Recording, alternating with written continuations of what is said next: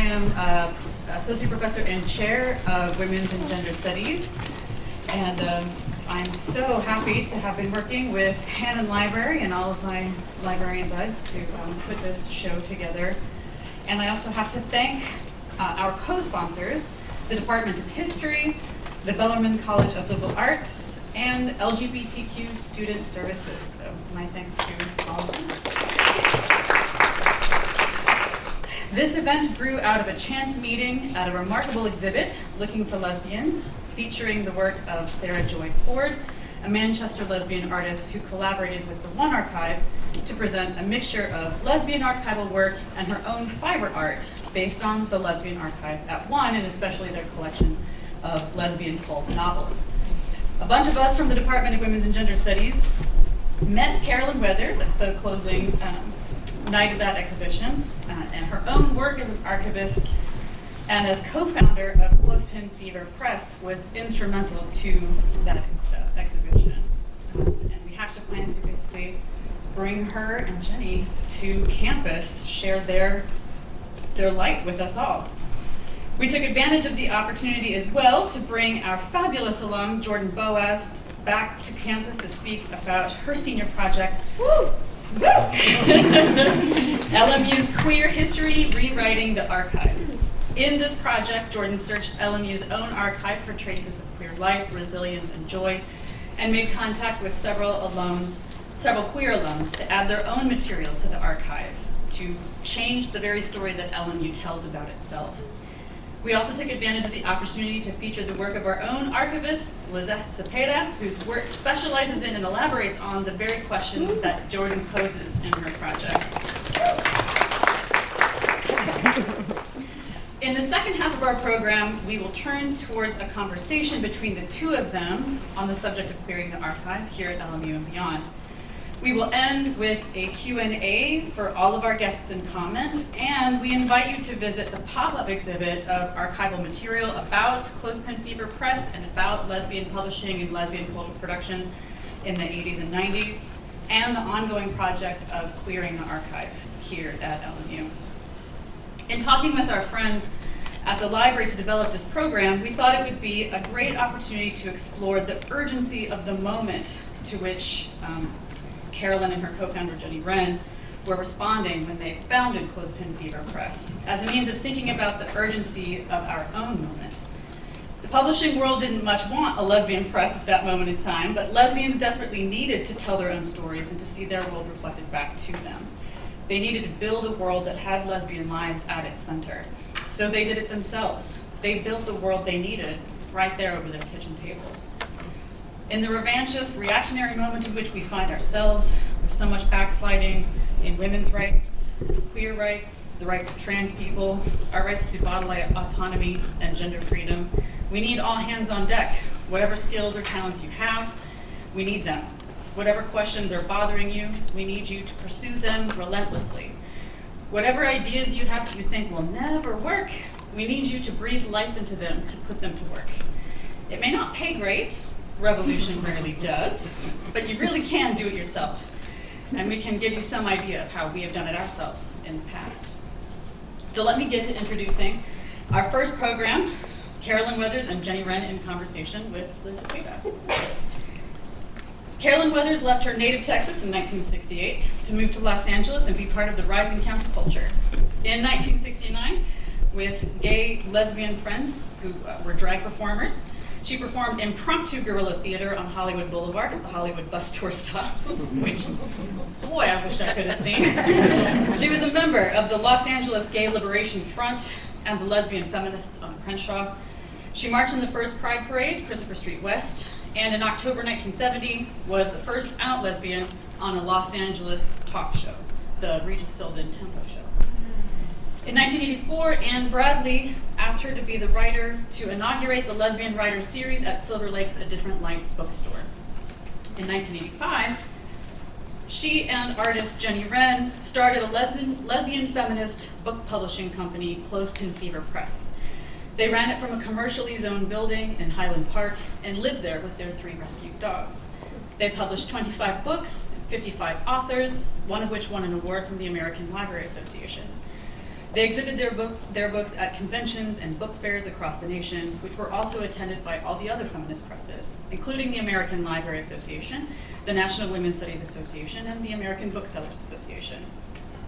For her part, Jenny Wrenn spent her early life in and out of various darkrooms in California.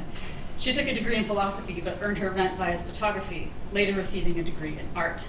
She earned her living over the years as a matchbook souvenir photographer at a San Francisco nightclub, a newspaper photographer for the La Jolla Light and Journal, and also non-photographic jobs such as a public librarian, editor for UCLA's LGBT news magazine 10%, and for a Jodo Shinshu Buddhist temple newsletter, a secretary for TV Guide, furniture factory worker, a teacher in China, and lastly, a lesbian feminist publisher for Clothespin Fever Press with Carolyn Weathers. These were the jobs that kept her going. As an out lesbian with the Los Angeles Public Library, Carolyn acted as a liaison between the library and gay and lesbian writers for Pride Month programs at the branch libraries. In 1992, she curated the first reading by lesbian and gay writers at the LA Public Library Central Library in downtown Los Angeles.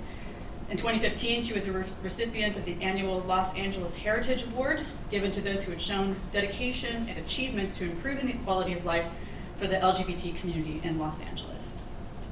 Carolyn and Jenny both became members of a brand new national organization called the Lesbians. The LA Public Library had an LGBTQ contingent in the West Hollywood Pride Parade. Now retired, Carolyn was named the Grand Lesbian. The crowds reportedly loved it, especially when she shushed them. Please join me in welcoming the co-founders of Clothespin Fever Press, Carolyn Weathers and Jenny Wrenn.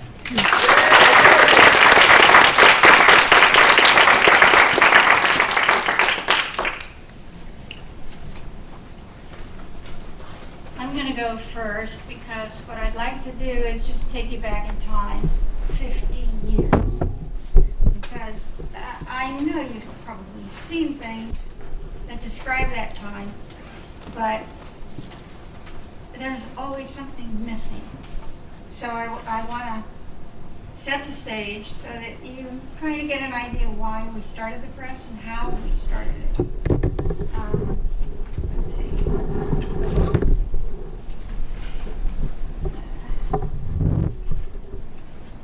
This is one of the feminist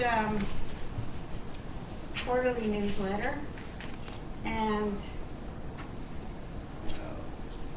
well, I've lost it. At any rate, it's talking about the women's movement and how we were very invisible in the beginning. There were no female news anchors. There wasn't much of anything for women to show what it is they do.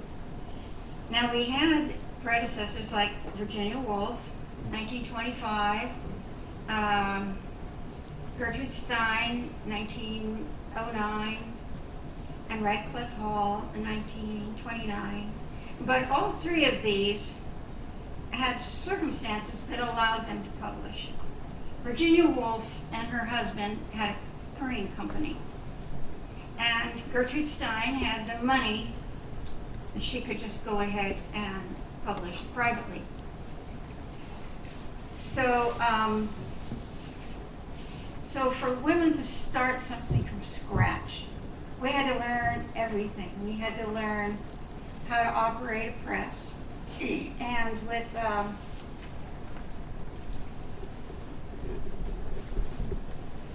leaving Texas,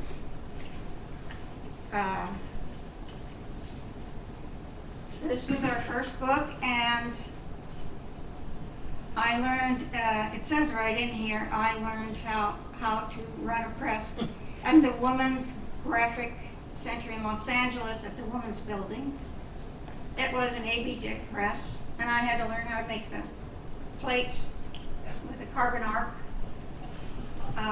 lamp and do all the photographic stuff to prepare it and run them off. And that was at the Women's Building. And I had to you know, we had to bind it, and we didn't want to, you know, go to a binder, small thing like this, and so we finally figured out, instead of stapling, which a lot of people do, but this was 22 pages, so we, I sewed them. I sewed them all. Oh my God. Like, I started out sewing 500, and then we sold those, and we went to another 500.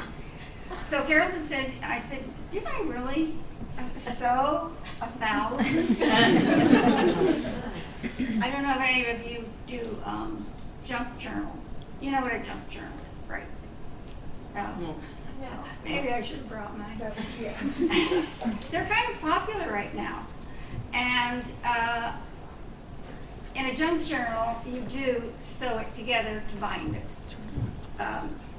But it's mostly something that people who are doing crafts would do. But at any rate, so this was published in 1986. And I ran it off on the offset press. And not all of our, I didn't do all of our books, but I did several. So, but I want to tell you, let's see if I can put it there.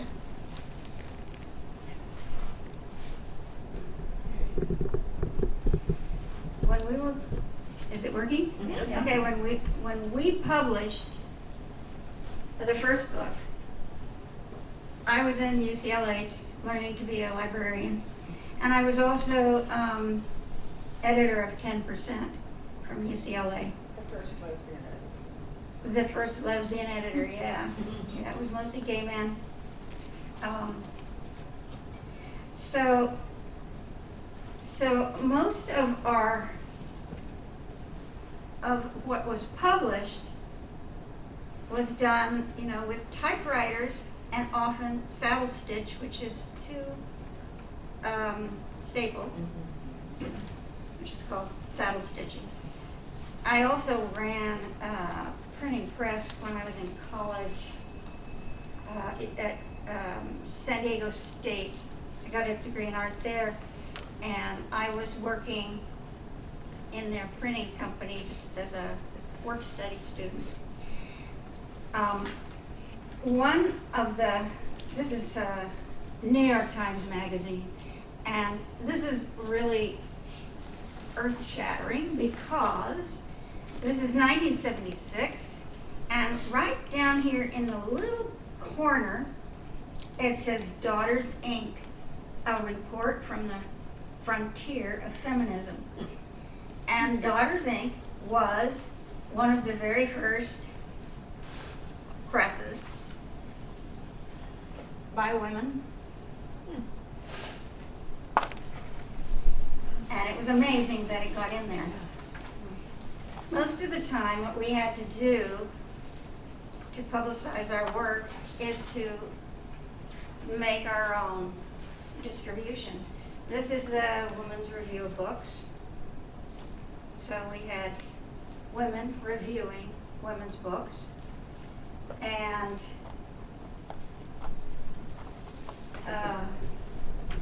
let's see.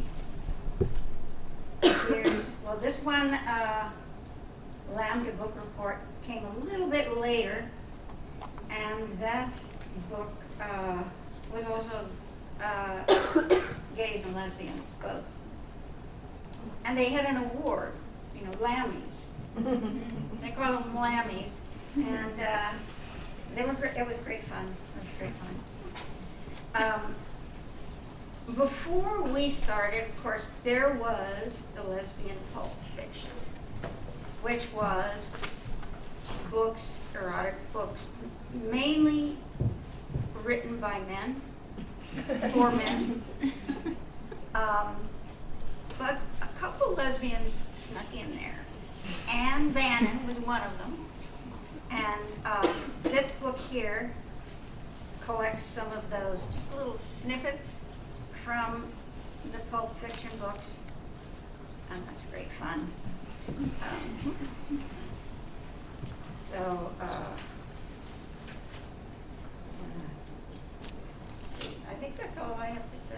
Oh, I know. I did want to tell you that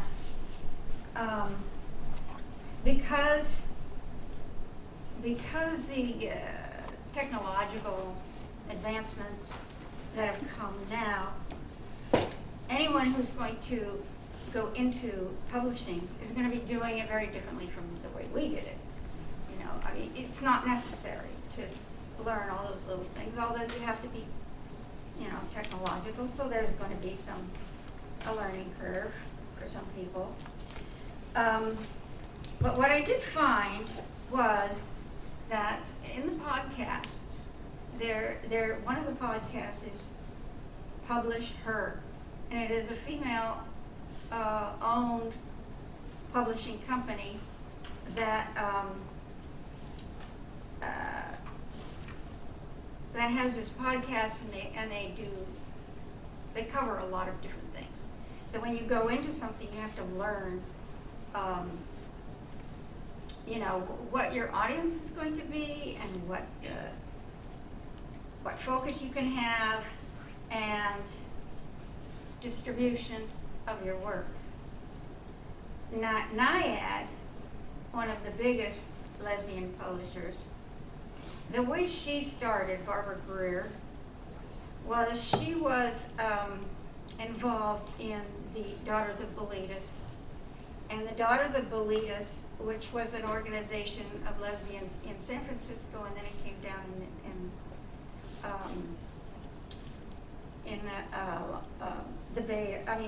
Los Angeles area. And this was back in the 1960s. So Barbara Greer was one of the editors here, along with Barbara Giddings. And when the Daughters of Bilitis fell apart, she took the mailing list and she left, got some sponsors, and started her own publishing company. And it became really, large. The other thing about, these two books here, Women Publishing and Words in Our Pockets, are very good books if you are interested in some of these presses besides Clothespin Fever. There were several, many several. And this book here gives you a history of Persephone Press, which was one of the new ones, and some of the others. It traces all of them. I'll give it over to you. Okay.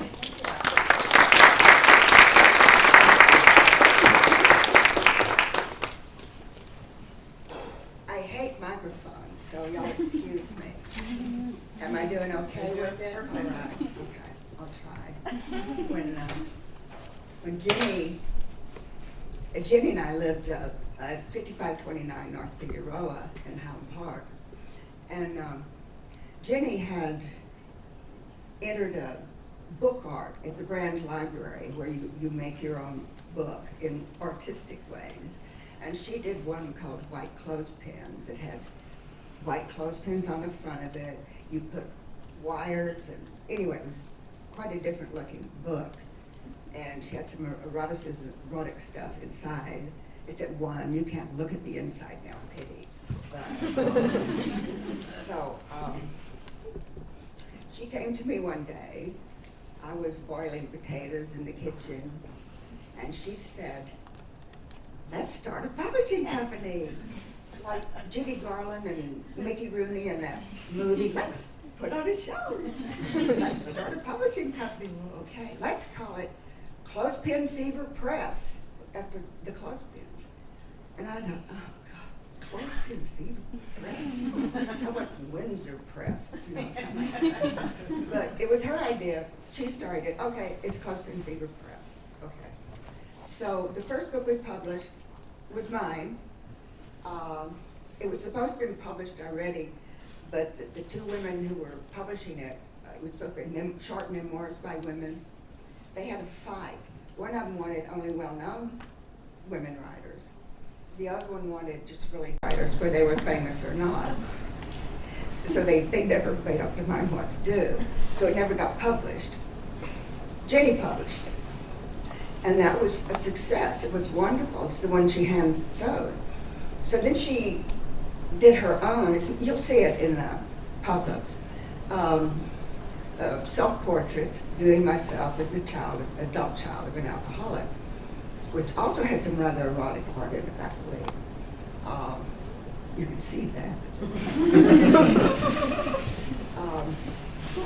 And then we decided, let's publish others. Let's really do a publishing company. Let's publish other lesbian writers. We don't care what they write. You can write about your dog's trip to the moon to see the moon doggies. It doesn't matter. Just so you're an out lesbian. We base it on, like Anne Bradley's Lesbian Writers series in a different bookstore at Silver Lake. She didn't care what they read. It could be very political. It could not be political. As long as it wasn't, racist, homophobic, any of that stuff, of course not. No, we're not publishing you. But it had to be an out lesbian who read there. There was one really good lesbian writer who wanted to read the Lesbian Writers series, but she didn't want to come out as a lesbian. So she wasn't allowed to read there. That's what you had to do. And so okay, now we wanted to publish other lesbian writers. And we only had the book by me and the book by Jenny.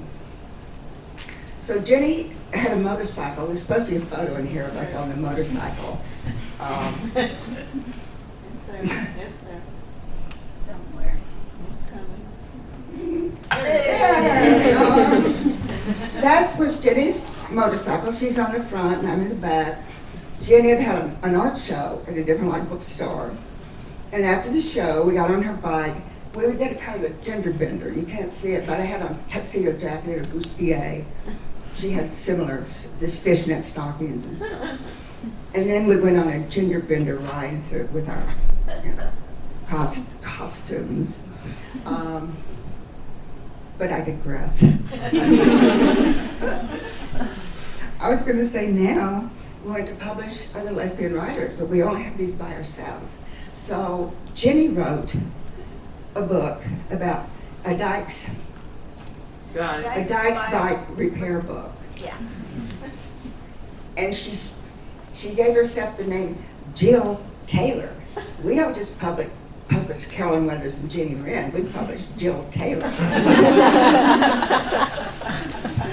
And then the submissions started to come in.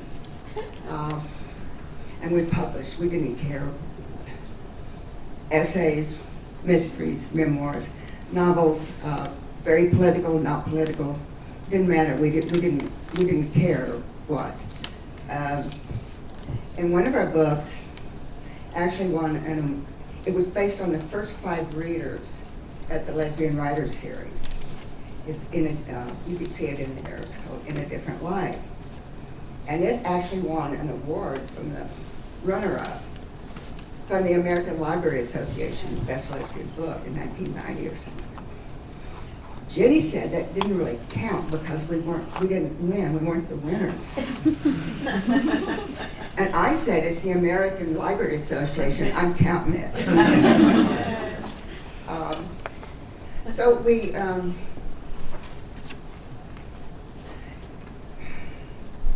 Please excuse me. I lost my track. Hang on just a second here. I'll get it back. Were you going to talk about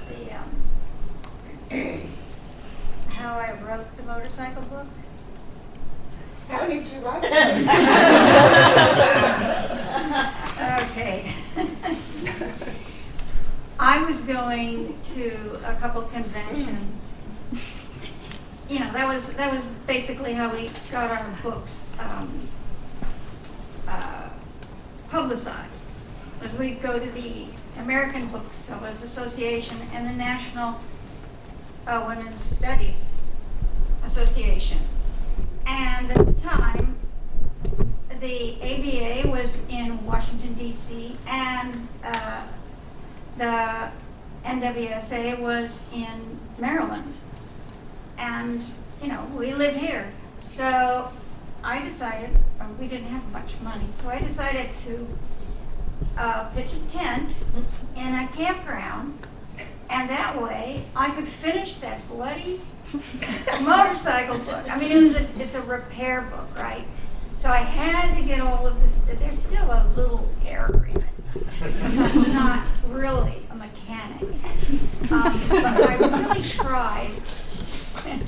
You can see it in that bubble thing. I really tried it, and it was a success, actually. Yeah, big success. Yeah, yes. we really, Now, some people want Jenny to sign it as Jill Taylor. No. but the idea was that I was sitting in that tiny little tent trying to write this book. And sometimes, you know, you just can't have any distractions. And so that was, that's that story. That's it. Cool. Good story, Jenny. Thank you. Jenny said we didn't have much money. Well, we didn't. A lot of small presses and independent bookstores. This was a heyday of that. And I have a list here that you can see of a lot of the lesbian feminist things that had started, like in the 70s. Firebrand, Virago, the Combahee River Collective, that the black lesbians got together.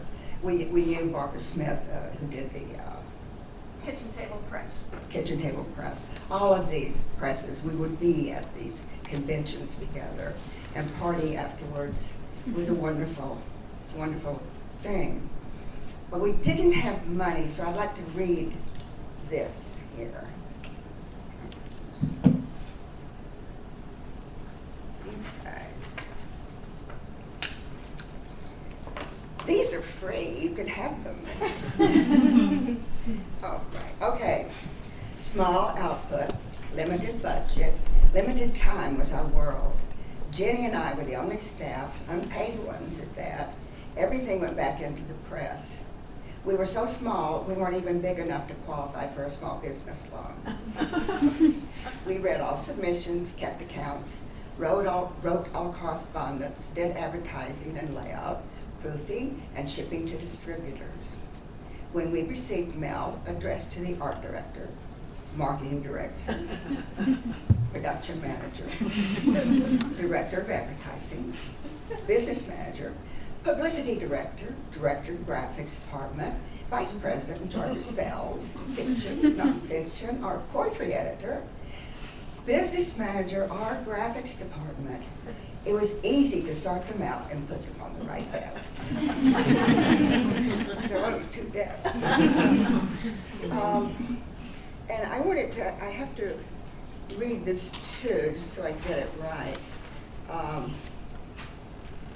The booksellers' display on the National Women's Studies Association was thrilling. Here women from the Feminist Bookstore News, lesbian feminist book publishers reconnected, sold our books, and met and partied.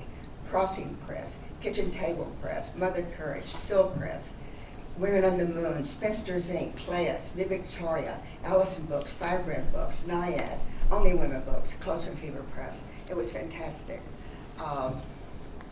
And then this heyday ended in the 1990s, the heyday of the small press publisher and independent bookstore, not just feminist or lesbian, but all of the independent publishers, which is very good. The small presses did a wonderful thing for people. Small presses would publish books that big publishing companies wouldn't take. So a lot of really important work came out from the small presses. In fact, one of our books was, this was straight and lesbian. It was an anthology of women writing about the loss of their mothers. Wow. It won an award too. But, excuse me a moment, gathering of the thoughts here. I forgot, never mind, it will come back later. The name of the book, you mean? No, I know the name of it. Oh. Oh, I know. A major publishing company came out several years later. See, nobody wanted to publish that somehow. I don't know why, but death. Yeah. Death, like It's so rare, you know. They finally, this major publisher, one of them was impressed by our book and came out with it, I forgot what it was called, some really bestseller on this topic, and got all the credit, you see. But anyway, that's how it goes. A lot of small presses did this. Such important work that no one would touch. The major publisher Lost to the ground note. lost at the ground note. Lost to the ground. And I have here, I should have made copies for everybody. It's, you could look at it. And That book was about mothers, daughters losing mothers. Losing your Was mother. a pioneer, To death. very, It was a I'm a pioneer. gerontologist, so Yeah. I know it was groundbreaking. And this is the greatest hits in feminist publishing, starting with 1790. Oh. And it's a wonderful, magnificent list. It goes up to, what now? 2010. Please look at this. And in 2015, I live in downtown Long Beach now, which I love. But in 2015, I took a nostalgia trip up to Highland Park, where we had this publishing company. And it was a commercially zoned building. We lived on the top floor over these small businesses, like a woman who taught yoga to children. That was On the Chinese restaurant. the Chinese restaurant. The, what was her name? Maria Rivas. She had one of those little stores with religious relics and every now and then a tube of toothpaste. And on the end, there was a Highland Park Masonic Hall, where on the weekend they would have dances. And our little place was shaking. And one time we had a reception. We would put on little receptions there and parties. And BYOA, bring your own art. And it was Saturday night, and they started to play their music and stomp. And we all got out in the hall of Clothespin Fever Press and started screaming and stomping with them. But in 2015, when I took that trip up there for nostalgia, there was a business, of course, up there. This was the business location. And I walked up the stairs, and I asked them if I could look around, that I had lived here 20-some years ago. And both of them, two women and one man, their eyes got so big, and they smiled, and they said, "Are you one of those women?" Yes. This whole image passed along by strangers that there was this women's art colony there. That is iconic. Was it's just amazing to me that has happened. Just walk in the door, you're one of those women. It's become an iconic thing. Never got say. I guess that's all I have to say right now. Thank you. Thank you.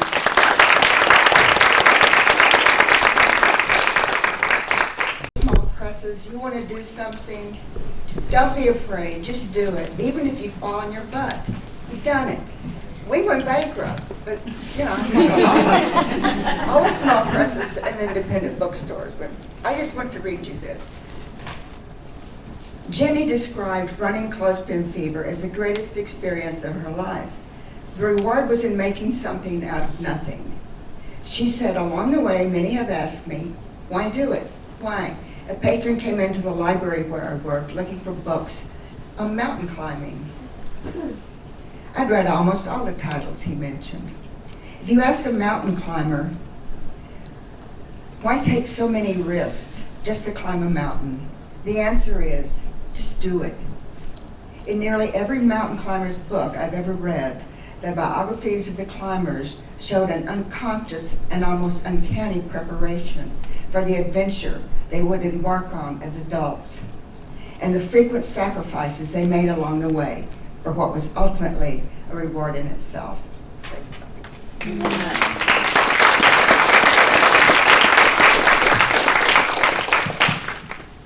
We would now like to take this opportunity to invite you to ask questions of any one of our panel members.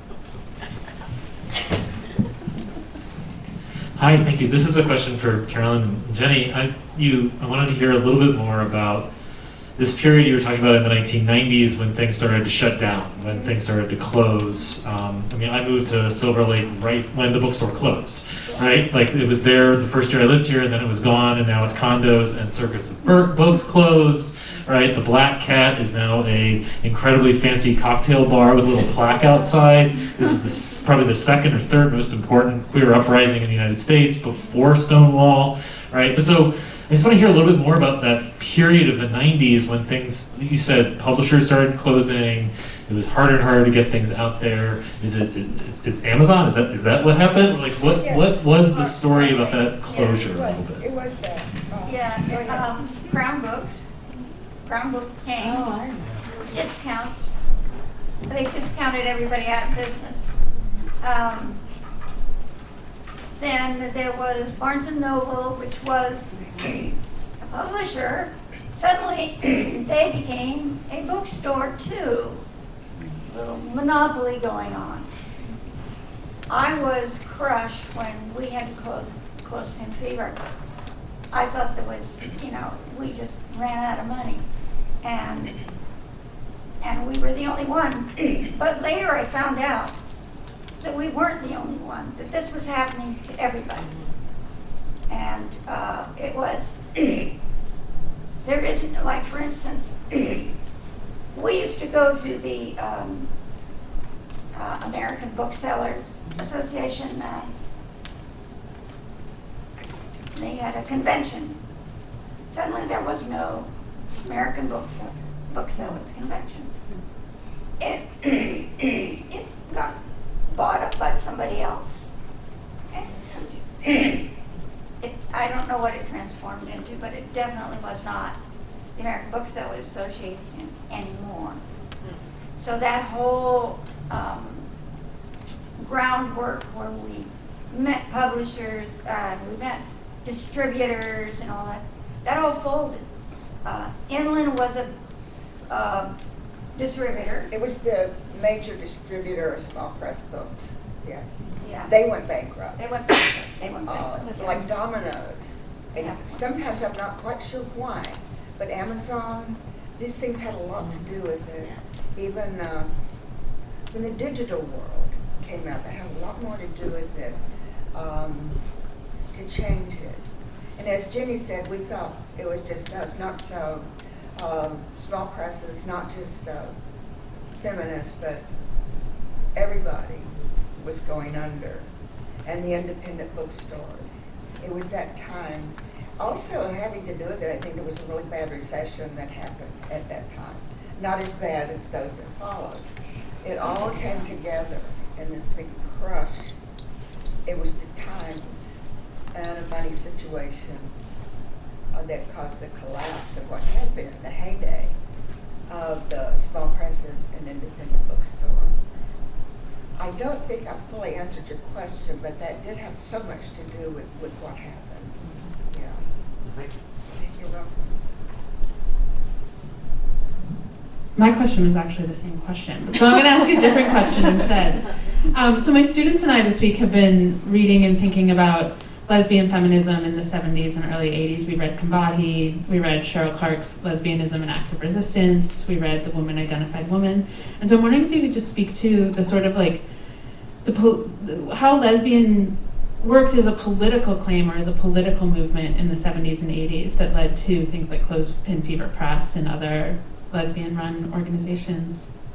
Well, the lesbians had a little bit of a problem with some of the feminist organizations. And we were the Lavender Menace. Leaping Lesbians. I don't know if you've ever heard, I think it was Sue Clinton, her song, no, Kate Clinton. Kate Clinton. The Leaping Lesbians. It's a great song. But anyway, yeah, it was, the lesbians had to start their own, they were they were kind of pushed out, and so they just formed collectives. And there were lots of lesbian collectives, and through their lesbian collectives, they produced stuff, and became very successful. And some of the diehard feminists who were blocking this sort of faded away, and the new people came, to take over these things, and they did a much better job. These two books, Words in Our Pockets and Women Publishing, they have a balance of both feminist and lesbian publishing, and they go through the whole history. They don't have Clothespin Fever Press because we weren't quite up there yet, but they've got a lot of the new ones. Yeah, at that time, it was a new time. Women were coming forward. It was like the second wave of feminism. So much social progress had taken place, which had all started with the great civil rights movement in the 60s. It just kept going and going. And you would come together as little groups and do it yourself. You just had to start these groups with collectives and decide what you would do it, just do it from the ground up. And that had a lot to do with it. Even I think some little gay groups, and gay men, same thing. It was a time that you had to come together. It was opening because of the progress that had come before it. So it was a time that you could pull yourselves together. And then when Reagan was elected in 1980, my sister and my friends had a funeral out in the backyard for the loss of social progress. We knew what was going to happen. That's when the Republican Party started to go to bed with the right-wing evangelicals, who they did it for votes. The evangelicals did it for money and power. By God, they did it. So there's so much work to do. I'm sorry I'm going off my little thing here, but sometimes people, younger people, come up to me and say, thank me, that they're standing on my shoulders. Well, yeah, and I'm standing on somebody else's. And someday, when you're older, some young person has got to come up and thank you, because they're standing on your shoulders. And that's the way, shoulder, shoulder, shoulder, that's how we go up. Thank you. That's it.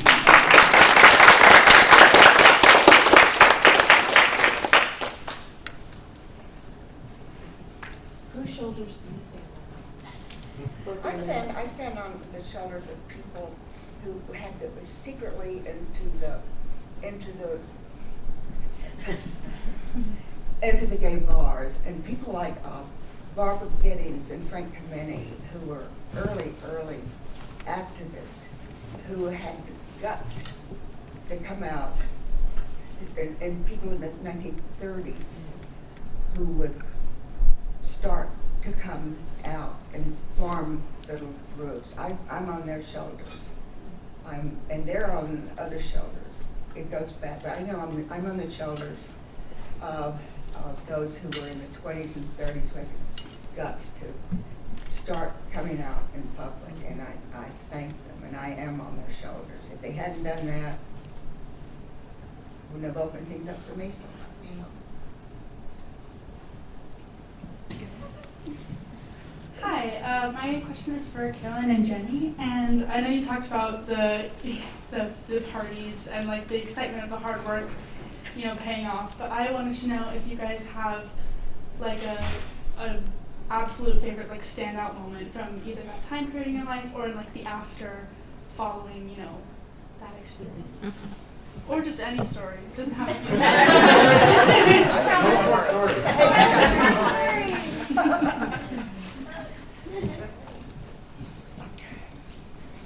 I don't know where to start.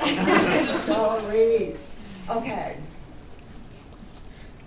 One of them to me was when I was in the Gay Liberation Front in October 1970.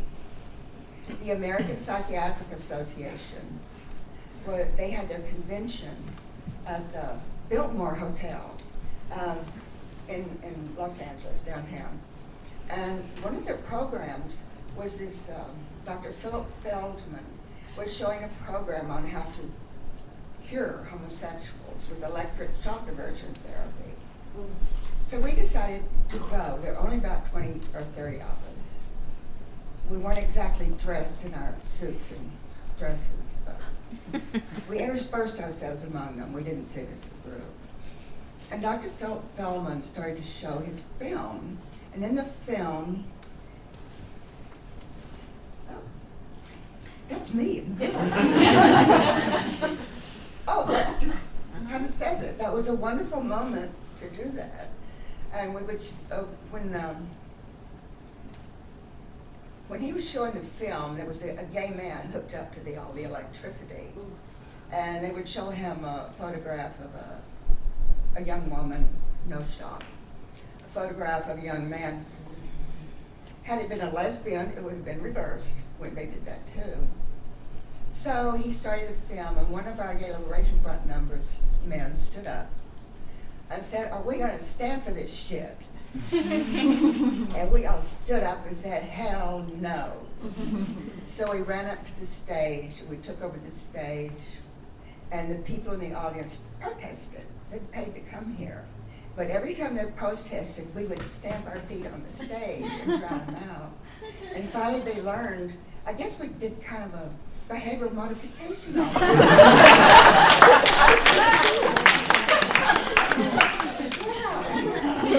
Yeah, we did. So they knew that they had to stop doing that. That's wonderful. I just knew it occurred to me. What we made them do was sit down in small groups with us and have this dialogue. It was the first time such a dialogue had taken place. One of the psychiatrists actually said to me, "I've never seen a happy homosexual before." Well, duh. Oh my God. So this set into motion the interaction between the APA and the LGBTQ community. So the next year, Barbara Giddings and Frank Kameny were invited to their convention, and another one the next year. And so this started into motion, where 3 years later, they took us out of the mentally ill category. Yeah, and when I got that award, this is like the cherry on top of that story. When I got that award from the city of Los Angeles for my work with the LGBTQ community, I live in Long Beach, but I decided that I would stay overnight in downtown LA, and I thought, I'll stay at the Guild Bar. So I rented a room at the Del Mar Hotel. You know, tapestries and fountains, and wonderful stuff. And here was a paying guest, where before I'd been this little revolutionary, hippie, lesbian activist disrupting everything. They call the police and everything. I'm sitting there with my award. I'm sipping gin martinis in the Arctic bar. I'm comparing myself when I was a young woman and having this award from the city of Los Angeles for my work with LGBTQ in the same building where all those years before I had been a disruptor and mentally ill. It was just delicious. The irony of it all. So that was a standout point to me when I stayed at the building.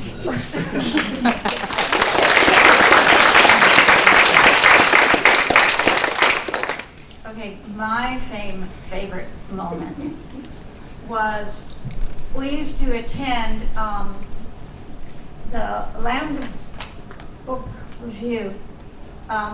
The gay and lesbian, well, actually it was mostly the gay people that had a triangle. They call it a triangle. Oh yes, and Yeah. the Nazis. You're talking about No.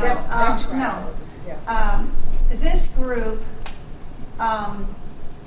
reviews and gay and lesbian books. They have it in here, and they had what they called the Lammies, and the Lammies were supposed to kind of mimic the Oscars. and they have all the different categories for gay and lesbian books. And I went there a couple times. It was very fancy, you know, you dress up, and it was very, very high-end. And they invited me once to introduce somebody.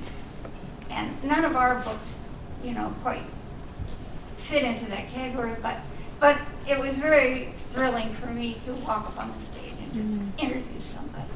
Like, you know, like it was the Oscars. Very good. We have a current Lammy nominee amongst us, Dr. Merritt Sullivan. Is your name for a Lammy? I just found out. Hopefully you get to go to the big dance. Hooray. Do we have any other questions for our guests?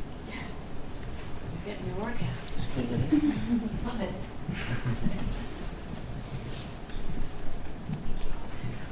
This question is for Carolyn. So you mentioned that, or I don't know if it was you or the person that introduced you, but that you left Texas to come here and join like just the counterculture like moment. And I just wanted to ask if that was just not happening in Texas, or like why you left, and if you ever missed it when you came here. Good. Where are you from again? I'm from Texas. Where in Texas? I'm from Austin. My grandma's name is actually in one of your books. I was reading in the other room. But I don't think it's her, but my grandma's name is Maria Herrera, and you have her as Sylvia, and she changed her name to Sylvia after she got married.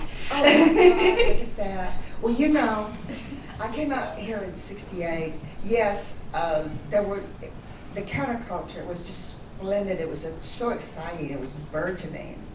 Texas did not have that. Austin later did. If Austin had turned hippie 2 years earlier, I would have probably just moved to Austin. But California was the only place to go to get out of that, say, not counterculture. But, you know, I often compare California and Texas in reverse. Texas is very red, but has some very blue cities and places. And Austin used to be until the techies took it. I don't know what it is now.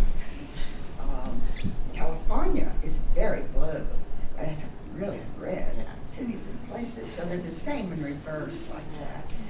We have the top Austin.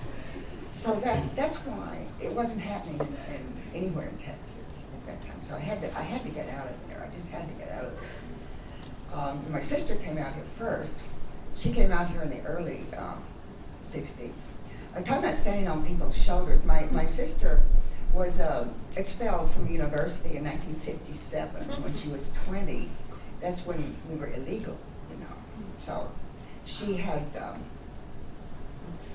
her sweetheart, roommate. Her parents got a hold of some love notes they had written to each other, and they put her under house arrest in Houston. So my sister drove down to rescue Anna. She did. She went to their house, and the father let him in. He beat Brenda, my sister, with a rubber hose. But she did rescue Anna. They drove back to the university town. But the curfew, that's when women had a curfew in colleges, was passed, so they stayed at some friend's home. And then the police came in the morning to drag them away. So here's my sister. This is standing on her shoulders. Okay, it's 1957. She's 20 years old. Handcuffed. She was handcuffed in a Denton, Texas police station. And the police talked really sleazy to her and to Anna. And they told Brenda that if she would repudiate her homosexuality, she could return to college. But my sister would not do it. She refused to repudiate it. And she got kicked out. So she moved out here and finished her college in Cal State Long Beach and became very active in the LGBT scene and animal protection. And So I stand on my own sister's, Yeah. my own sister's shoulders for doing that. That the guts. That is. So. Both courageous.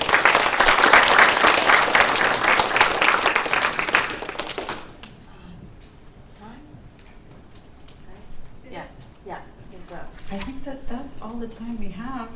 We would like, before we say thank you once again to our guests, we would love to invite you to come check out the pop-up exhibit in the classroom just around the corner. It's full of incredible stuff, both from Carolyn's personal archive and from the archive here at LMU, from stuff that Jordan discovered in her project. Yeah, please feel free to hang out, ask some more questions of our guests before you take off. And join me one last time in thanking all the